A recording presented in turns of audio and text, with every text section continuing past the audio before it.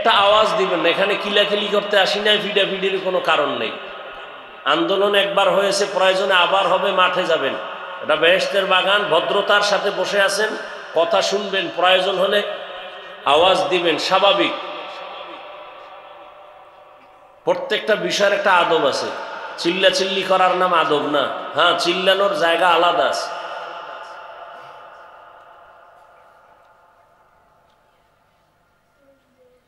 ওয়াজ উপলক্ষে মানুষ 2 ঘন্টা 3 ঘন্টা বয়ান শুনে আবার বাসায় চলে যাবে, কালকে আসবে। ওয়াজ উপলক্ষে মার্কেট কেন, দোকান কেন? হ্যাঁ, 2-1টা দোকান থাকতে পারে খানাদানার জন্য। দূরের মানুষ একটু চা বিস্কিট খাবে, রুটি খাবে, কলা খাবে। অথচ ওয়াজ উপলক্ষে বিভিন্ন প্রত্যেকটা ওয়াজে মার্কেট।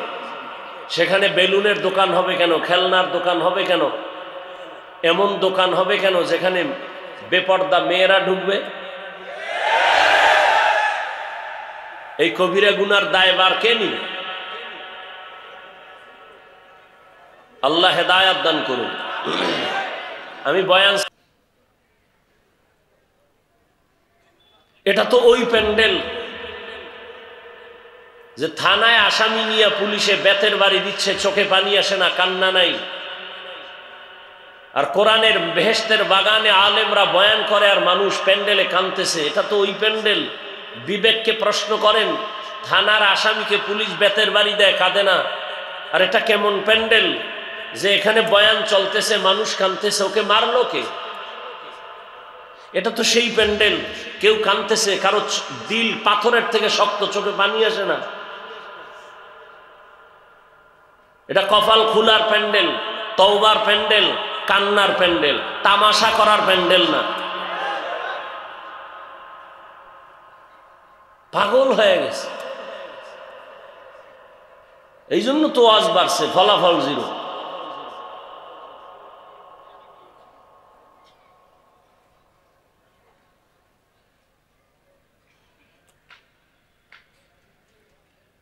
আল্লাহ মাহফিল কবুল করেন, হেদায়াতের জন্য প্যান্ডেল কবুল করেন।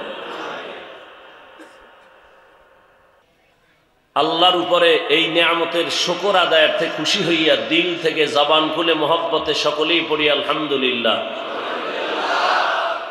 দরুদ ও সালাম সৈয়দুল মুরসালিন, রাহমাতুল লিল আলামিন, শফিউল মুজনিবিন, খাতামুন নবিয়্যিন, সৈয়দুস সাকালাইন, ইমামুল মুরসালিন, শফিউ আযম, রাসূল আকরাম, রহমত আলম, নবিয়ুল আরব আল আজম, হাবিব কিবরিয়া, আশরাফুল আম্বিয়া, সৈয়দুল আম্বিয়া, শফিউ মাহশর, সাকি কৌসর, আকায়ে নামদার, মদিনা কা তাজদার, আফতাব নবুয়ত, ফখর মওজুদাত, সৈয়দুল মখলুকাত, হযরত মুহাম্মদুর রাসূলুল্লাহ। সবাই পড়েন, আবার পড়েন, মোহব্বতে জবান খুলে আর একবার পড়েন সাল্লাল্লাহু। একবার পড়বেন, 3টা পুরস্কার নগদ আল্লাহ দিয়ে দিবেন। প্রথম পুরস্কার 10টা গুনাহ মাফ, দ্বিতীয় পুরস্কার 10টা নেক আমল নামায় যোগ হয়ে গেছে, তৃতীয় পুরস্কার আল্লাহর আদালতে মর্যাদা 10 গুণ বেড়ে গেছে। 10টা গুনাহ যে আল্লাহ মাফ করলেন, ওই 10টা গুনাহ আল্লাহ নেকের দ্বারা পরিবর্তন করে দিয়েছেন। এখানে কত হাজার মানুষ হবে?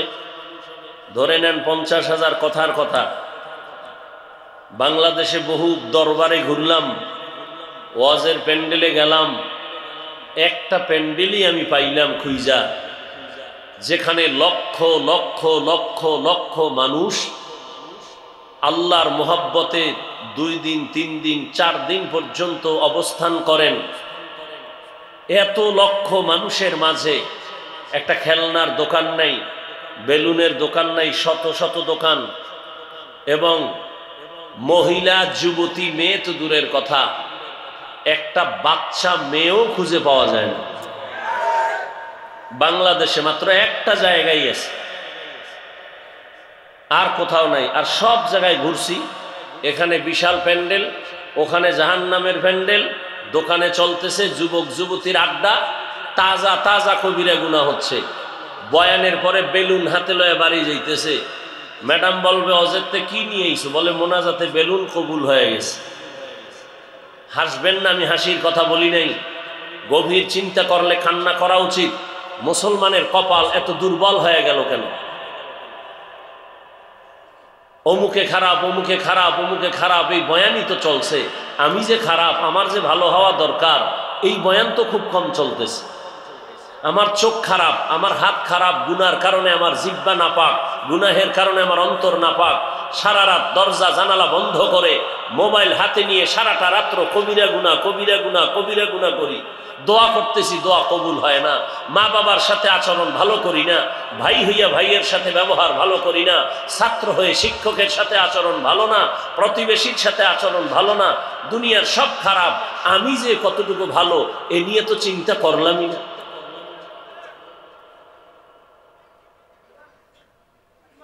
অথচ আল্লাহওয়ালা আমাদের পূর্বপুরুষ আকাবিরিন যারা সাহাবায়ে কেরাম, এমনও তো ইতিহাস আছে একটা মেসওয়াকের আমল দিয়া সফলতা অর্জন করেছেন, বিজয় হয়েছেন।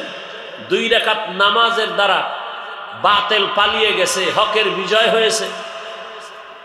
একটা মোনাজাতের দ্বারা বিজয়ের পতাকা উঠছে, বাতিল সব ধ্বংস হয়ে গেছে। শুধু একটা মোনাজাত, 2 রাকাত নামাজ। সিলেটের জমিনে গৌর গোবিন্দের পতনের জন্য তো আন্দোলন করা লাগে নাই, মিছিল করা লাগে নাই। 360 আউলিয়ার কাফেলা, শাহজালাল মুজাররাদি আমিনী রহমতুল্লাহ আলাইহি তাহাজ্জুদ পড়লেন আর আল্লাহর কাছে কান্নাকাটি করলেন, আর আজান দিলেন ফজরের। আজান দিছেন কে? শাহজালাল বললেন, এমন একজন ব্যক্তি আজকে আজান দাও যে দুনিয়াতে আসার পরে নামাজ যেদিন ধরছো জামাত ছাড়া পড়ো নাই। নাসির উদ্দিন নামের একজন আউলিয়া দাঁড়ায় গেলেন, দাঁড়ায় বললেন, হযরত, আমার জীবনে আমি জামাত ছাড়া নামাজ পড়ি নাই, তা আপনি আজান দেন। আজানের ধ্বনি শুরু, আজান শেষ হওয়ার আগে গৌর গোবিন্দ শেষ। সে আজান তো আছে, আজানের রূহ তো নাই। নামাজ তো আছে, নামাজের রূহ নাই। বয়ান চলতেছে, বয়ানের রূহ নাই। আকাশচুম্বী কথা হচ্ছে, মানুষের চোখে পানি নেই। মোনাজাত হচ্ছে ঠিক, কান্না নাই। ওই মোনাজাত দিয়া কি ফায়দা যে মোনাজাতে দিল নরম হবে না, চোখে পানি আসবে না? কেন আসে না চোখে পানি? কার অপরাধ? কার কারণে? অন্যর কারণে? নিজের অপরাধটা কবে দেখবেন? নিজের সংশোধনটা কবে হবেন?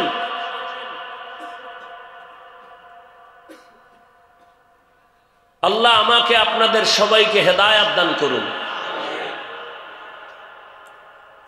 উলামায়ে কেরাম আলোচনা করেছেন, অত্যন্ত তথ্যবহুল আলোচনা, কোরআন সুন্নাহর আলোকে। ইনশাআল্লাহ আরো 2 দিন করবেন। পেছনে সামনের সমস্ত উলামায়ে কেরামদের কথা উম্মাহকে সহি তরিকায় আমল করার তৌফিক দান করেন। উলামায়ে কেরামের ইজ্জতকে আল্লাহ বেশি বেশি বাড়ায় দেন। এখন আর আওয়াজ নেই, সব বুজুর্গ হয়ে গেছে।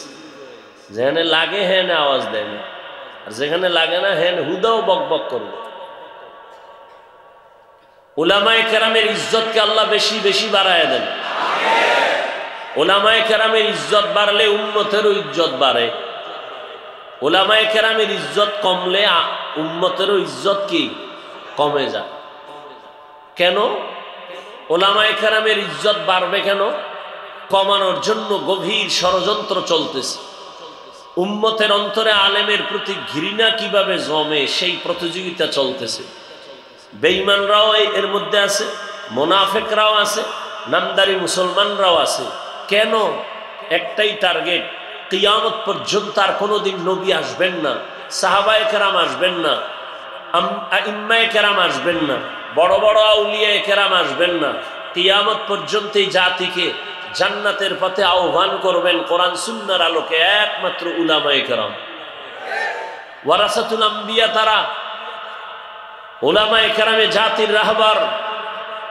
উলামায়ে কেরাম আছেন তো এখনো আমরা হাজার হাজার হাজার মানুষ শীতের মধ্যে, কোনো র্যাব নাই, প্রশাসন নাই, খাওয়ানোর চিন্তা নাই, 3rd ক্লাসের বিছানার মধ্যে বসে আছে চুপচাপ, অধীর আগ্রহ, আদবের সাথে, মোহাব্বতের সাথে। এটা শুধু রসুলের আদর্শ আমাদের অন্তরে লালন করার ফলাফল না, এটা সম্ভব না। কোনো পুলিশ প্রশাসন এগুলোকে নিয়ন্ত্রণ করা অসম্ভব। রসুলের আদর্শের দ্বারা এটা সম্ভব। এজন্য একটা চূড়ান্ত চক্রান্ত চলতেছে। আলেমের প্রতি মানুষের যদি ঘৃণা আসে, তাহলে আলেমরা আর বয়ান করলেও মানুষ শুনবে না। আর আলেমদের বয়ান যখন শুনবে না, মানুষ দিন জানবে না। আস্তে আস্তে মানুষ আলেম থেকে, দিন থেকে দূরে সরে যাবে। ইসলামের বাতির পাওয়ার কমে যাবে। এটা কঠিন ষড়যন্ত্র। এজন্য সারা দেশে আমি আমার আওয়াজকে বড় করে বলি, যারা আলেমদের বিরুদ্ধে লেখে বা বলে, সবগুলো সন্তান মা বাবার অভিশপ্ত সন্তান।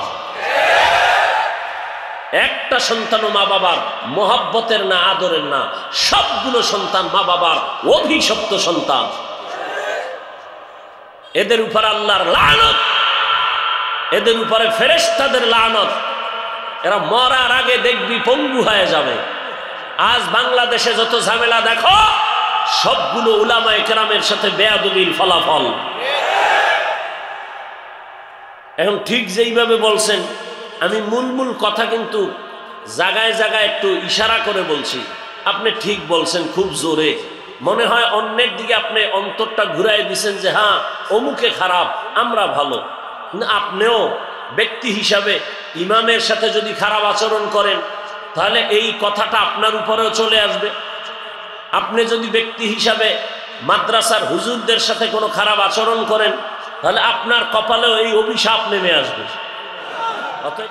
আল্লাহ বলেন, এ মুমিন, জাহান্নাম থেকে আগে নিজেকে বাঁচাও, তারপরে তোমার আহালকে বাঁচাও, তারপরে তুমি উম্মতের বাঁচাও। নিজে আগে নামাজ পড়ো, তোমার আহালকে পড়ো। নিজে আগে গান শোনা থেকে বাঁচো, তোমার আহালকেও বাঁচাও।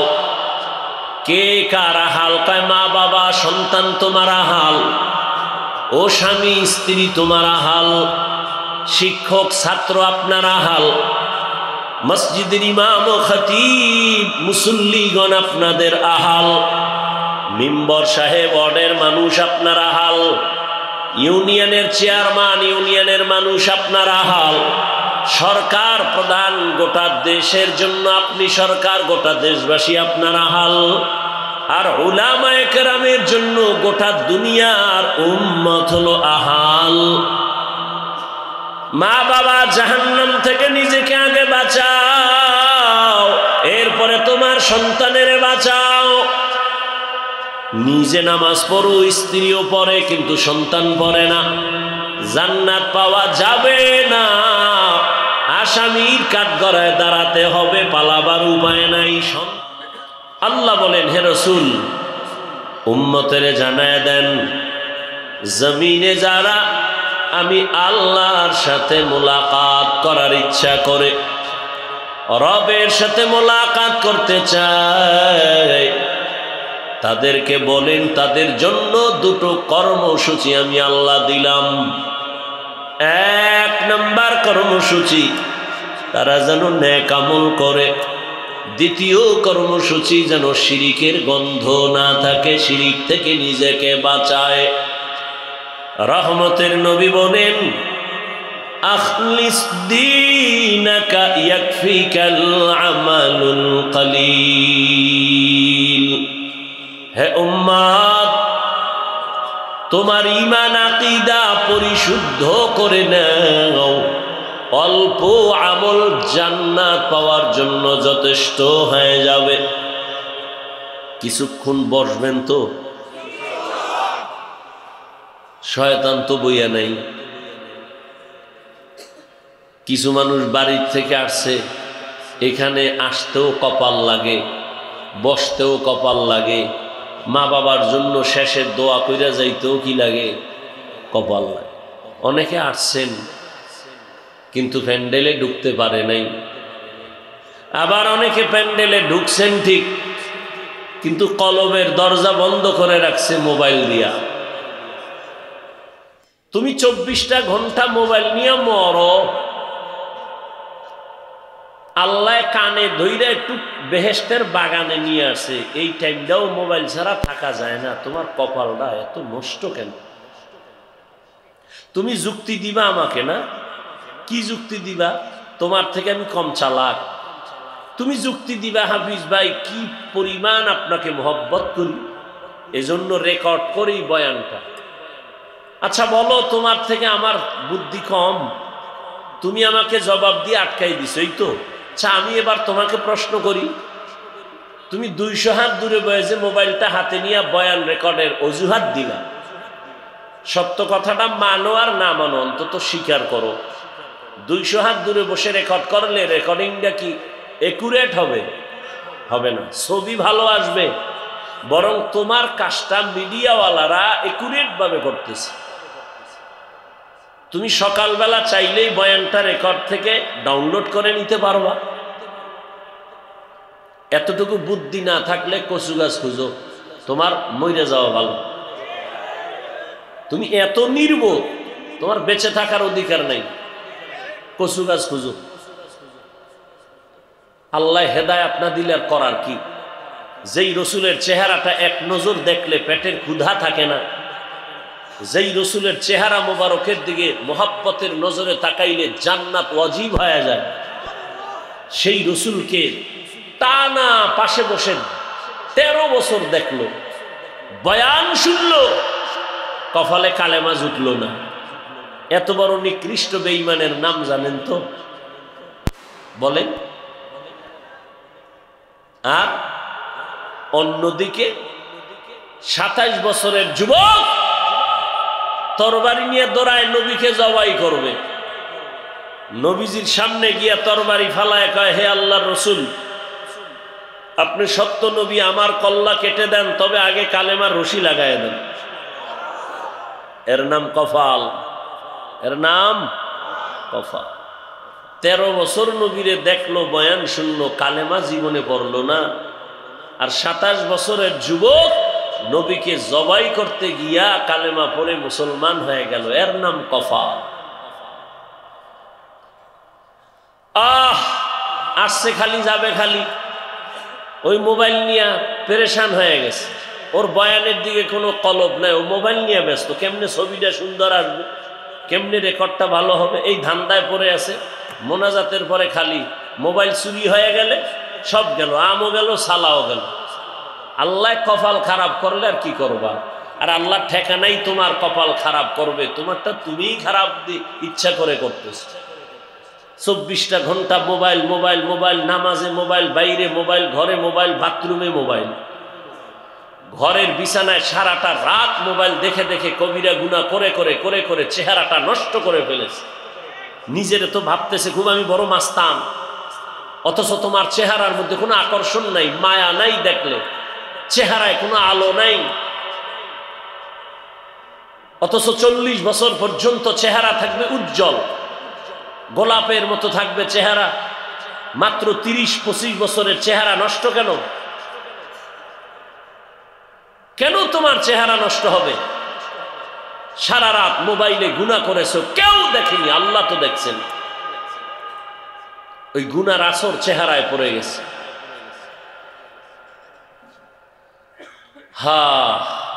আল্লাহ দয়া করে নিয়ে আসেন এখানে, এইসব মোবাইল থেকে একটু নিজেকে দূরে রাখা অসম্ভব হয়ে গেছে।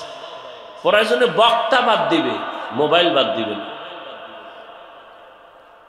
আল্লাহ হেদায়েত দান করুন। নবী বলেন,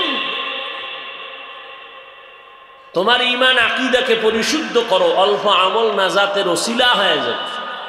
আয়াত আর হাদিসের মূল থিম হলো আমলের বয়ান। আমল, আল্লাহ বলেন আমল করো, নবীও বলে আমল করো। নবী বলেন বেশি লাগবে না, অল্প আমল। আমল বেশি না কম? কম। তবে আমলটা হতে হবে ইখলাসের সাথে, খালিসান লিওয়াজহিল্লাহি তাআলা, একমাত্র আল্লাহর জন্য। আল্লাহর জন্য আমল করো। গ্রাম্য একটি প্রবাদ আছে, আপনারা জানেন, যে বলে এমনিই তো নাচনেওয়ালা বুড়ি, আরো যদি পায় ঢোলের বাড়ি। মানুষ এমনি আমল করে না, এর মধ্যে আবার কেউ কেউ বলে বেশি আমল লাগে না। অথচ আল্লাহ কোরআনের ভিন্ন আয়াতে বলেন, আমি মানুষকে পাঠাবার কারণই হলো আমলের পরীক্ষা নিব। আল্লাযী খালাকাল মাউতা ওয়াল হায়াতা লিয়াবলুয়াকুম আইয়ুকুম আহসানু আমালা। ওয়া হুয়াল আজিজুল গফুর।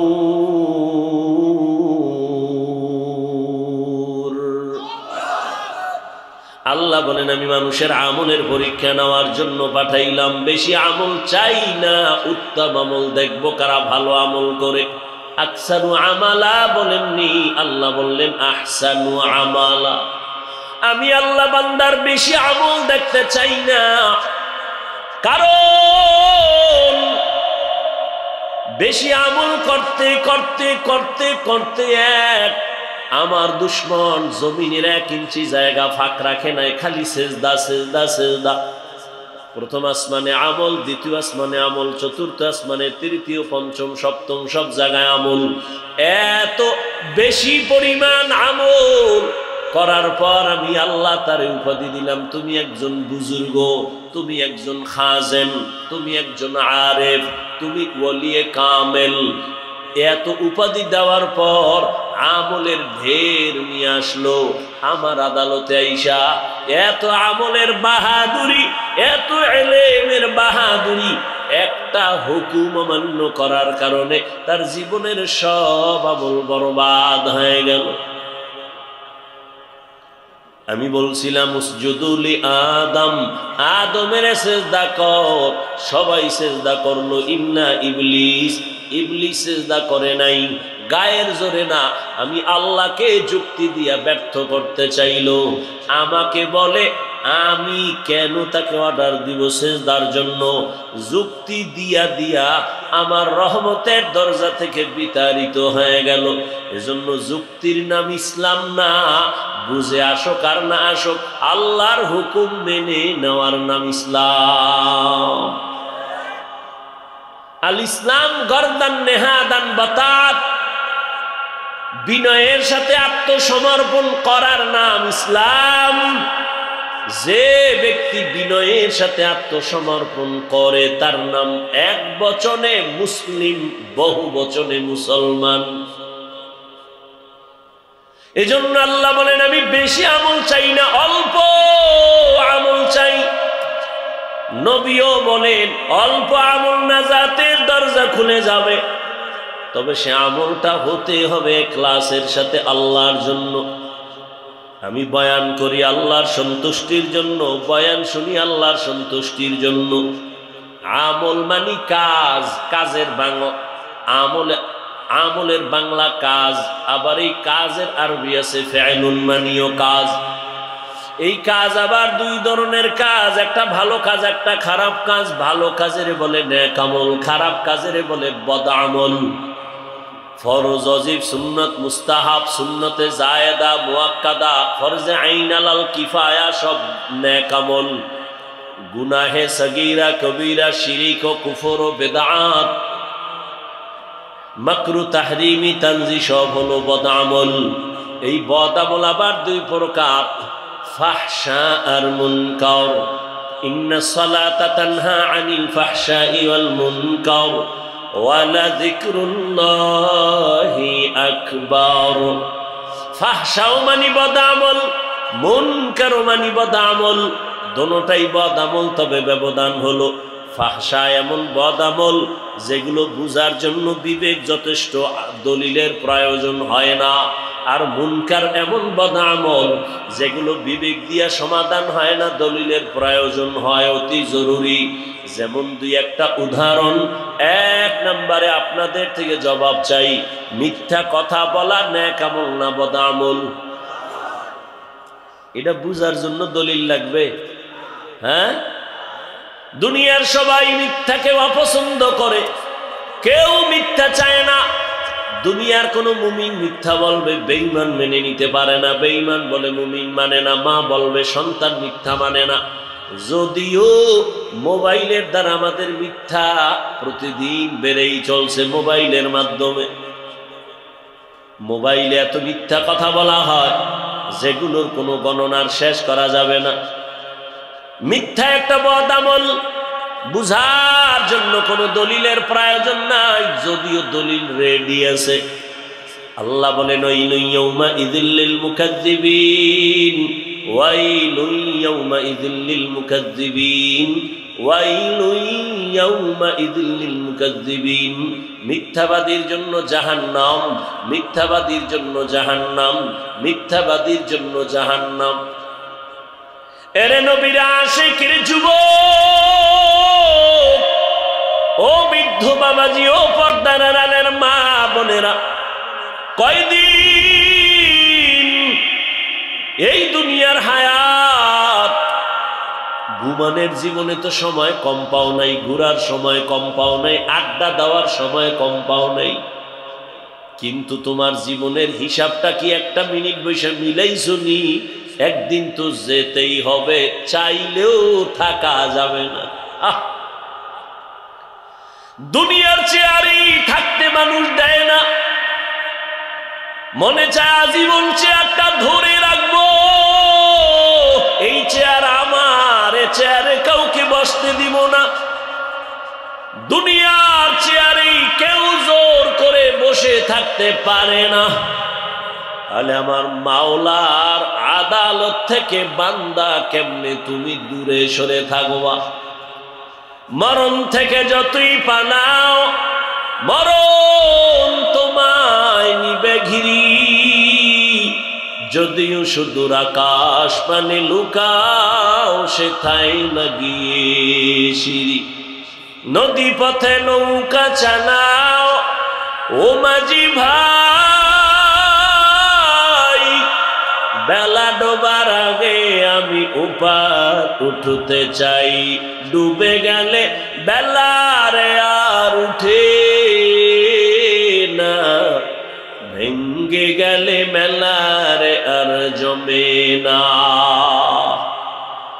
জীবনে খেলার মাঠে তো কম সময় কাটাও নাই রে যুবক, বন্ধু বান্ধবীদের আড্ডায় তো কম সময় কম কাটাও নাই। জীবনে দুনিয়া দুনিয়া দুনিয়া দুনিয়া করে কত সময় নষ্ট করেছো, কত রাত ঘুমাও নাই। জীবনের হিসাবটা মিলাইছো নি যে ঘুমের ঘরেও তো আজরাইল আসতে পারে? হিসাবটা মিলাইছো নি? সকালবেলা সন্তান মাকে বলে, আম্মু আমি 1 ঘন্টার জন্য আমি 30 সাল বাজারে যাই আমার এক বন্ধুর সাথে মোলাকাতের জন্য। 1 ঘন্টা হয়ে গেল, 2 ঘন্টা, 3 ঘন্টা যখন হলো, আম্মা জানের অন্তরে যেন কেমন একটা ধাক্কা মারলো। মোবাইলটা হাতে নিয়ে বাবারে টেলিফোন করে, কেউ রিসিভ করে না। দীর্ঘ সময় পর কে যেন মোবাইলটা রিসিভ করে বলে, কে তুমি? বলে আমি এই মোবাইলওয়ালার মা। কয় মোবাইলওয়ালার বাবারে দাও। মোবাইলওয়ালার বাবারে দিছে, কয় তাড়াতাড়ি কই আসো? অমুক জায়গায় আমার ঘর। কয় তাড়াতাড়ি আসো, লাশটা নিয়ে যাও। এমন একটা দিন নাই যুবকের লাশের খবর নাই রে যুবক। যত লাশ দেখো অধিকাংশ যুবকের লাশ। ওই চট্টগ্রামে আমার যুবক, আইনজীবী আমার যুবক দুনিয়া থেকে চলে গেল। ইসকনের ইতিহাস আপনারা ফেসবুক চালান, দেখেন, মিডিয়া গরম, মুসলমান গরম, দেশ গরম। হ্যাঁ, এই জন্যই তো আমি এতদিন বলছি, আমার কথা প্রথম বললে একটু কলিজায় গিয়া আঘাত লাগে, কিন্তু শেষে দেখা যায় ঠিকই। এতদিন বলছিলাম নাকে তেল লাগাইয়া ঘুমাইছু? কয় হ। কে? কয় দেশ স্বাধীন। দেশ স্বাধীন স্বাধীন কইয়া ঘুমাইছু? যদি না ঘুমাইয়া এখনো সোচ্চার থাকতি, মুসলমানের উপরে চোখ তুইলা কথা বলার সাহস কোন নাস্তিক পাইত না। স্বাধীন কইয়া কইয়া ঘুমাইতো সুরে যুবক। অথচ ঢাকার শহরে আবার মা বোনেরা সাংবাদিক সম্মেলন করে করে চিল্লায় কয়, আমগো দেহ ব্যবসার অধিকার আবার ফেরত চাই। সমকামিতার অধিকার নিয়ে দৌড়ায়, ট্রান্সজেন্ডারের আওয়াজ নিয়ে দৌড়ায়। আমি এজন্য বলেছিলাম, এই আওয়ামী লীগ গেছে গেছে কইয়া লাফাইস না, শিক্ষা নে জুলুমের পরিণাম ফল কিন্তু তোমার বেলায় এমন হবে। জুলুম করলে তোমার পরিণাম ফলটাও এমন হবে। মুসলমান উলামায়ে কেরাম ছাত্র জনতার বৈষম্য বিরোধী আন্দোলনে জীবনকে বাজি রেখে ময়দানে নেমেছেন। সফলতার চাঁদ উঠছে উলামায়ে কেরামের অবদানের কারণে। এজন্য বলি আল্লাহর কসম, জীবনে যত বন্ধু পেয়েছো কেউ তোদের আপন বন্ধু না রে যুবক বাবা। এই জীবনে তোর কলিজার আপন বন্ধু একমাত্র উলামায়ে কেরাম। আর তুই যারে বন্ধু বানাইছো এ ধান্দাবাজ আর চান্দাবাজ, স্বার্থপর। স্বার্থে আঘাত লাগলে দল থেকে নাম কাটবে না, কল্লা কেটে দিবে, কল্লা। এর নাম সোনার বাংলার রাজনীতি। আর কোরআনের রাজনীতি আর ইসলামের রাজনীতি, মালিক যেই প্লেটে খাবে গোলাম একই প্লেটে খাবে।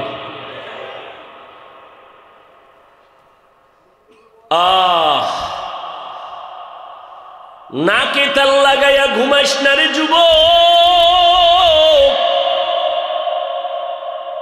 ওলামায়ে কেরাম যে এত আন্দোলন করলো, হাজারো লাখো মাদ্রাসার ছাত্র ময়দানে নেমে গেল, কেউ কিন্তু বলে না আমগো ক্ষমতায় উঠাও এই জন্য আন্দোলন করেছি, বলে নাই।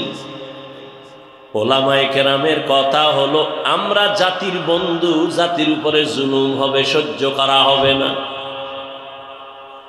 উপদেষ্টা, প্রধান উপদেষ্টা যেই থাক না কেন, আমগো আফসোস নাই, তবে ওলামায়ে কেরাম একটা রেড সিগন্যাল লাগায় দিছে, জুলুম করলে কোনো বান্দার ছাড় দেয়া হবে না।